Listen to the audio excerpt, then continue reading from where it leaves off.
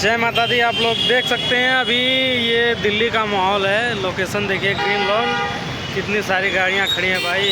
Birthday celebration का location देखिए, रात का माहौल कैसा है देखिए। ये रहा, वाह कितना ही शानदार है। अभी पीछे से बैक कैमरे से दिखाऊंगा अच्छे से, तो आप लोग देख सकते हैं कि ये बाहर ग्रीन लॉन का माहौल है।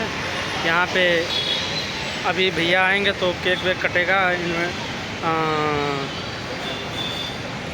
देखिए ये बैक कैमरे से ग्रीन लॉन का, आप ये देखिए इधर कितना अच्छी सजावट हुई है। दिल्ली में उनका इवेंट जो बर्थडे पार्टी यहीं पे सेलिब्रेशन होगा। और देखिए तैयारी चल रही है इधर।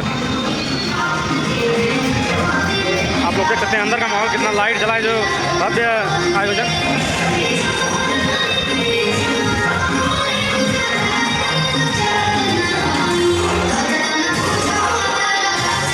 खाने की तैयारी जो है कि यहाँ पे देखिए स्नैक्स रखे गए हैं।